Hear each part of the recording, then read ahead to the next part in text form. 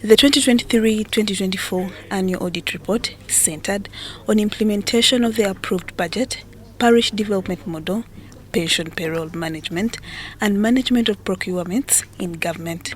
Submitting the report to Parliament, the Auditor General Edward Akol noted the unfunded gap of 7.1 trillion in the 2023-2024 budget that affected service delivery across government operations. My assessment on a sample of 98 MDA's activities for implementation revealed that 47% of the outputs were actually fully implemented, while 51 and 2% of the outputs were partially and unimplemented, respectively. The report also indicates that in the fiscal year, the external debt has grown by 2.2%. The increase has been driven by borrowing from multilateral creditors, which has expanded from Uganda shillings 33.06 trillion to Uganda shillings 35.1 trillion shillings. The report reveals that 1,502 pensioners were paid an excess 22.393 billion gratuity benefits. This happened in 19 MDAs and 115 local governments.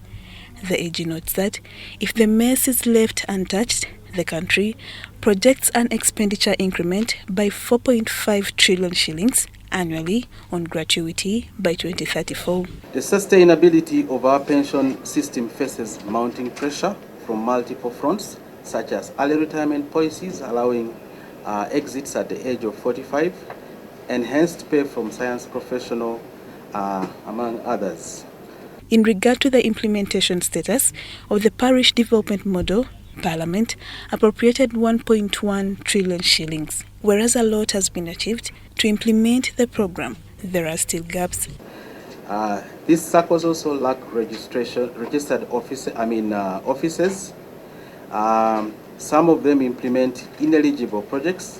There is lack of accountability in certain instances, and then in certain instances also non-existent projects, among others. The report also shows substantial challenges in the health sector, where government had to write off 316.65 billion shillings debt for COVID-19 vaccines, among others. It's an increase from last year's 33 billion shillings.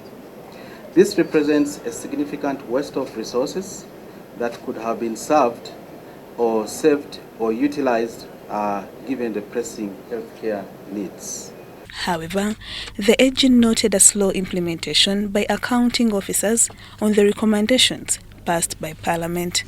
Out of the 2,803 recommendations made by accountability committees, based on my verification of the Treasury Memoranda, I noted that only 31% of these recommendations were fully implemented. The Deputy Speaker of Parliament, Thomas Tayebwa, assured the Auditor General that accounting officers that don't comply are to be dealt with. The issue now, the issue of the Treasury Memoranda, we are going to handle it ourselves internally with the accounting officers. And we shall be bringing this to the attention of the leader of government business, that we are going to be very, very tough when it comes to implementation of the recommendations of the Auditor General as adopted by Parliament. Tayebwa tasked the entity to closely look into the procurement of audit options, especially at the local government, in order to fight corruption. Lydia Chomkama and Gloria Gwitaminji, Parliament.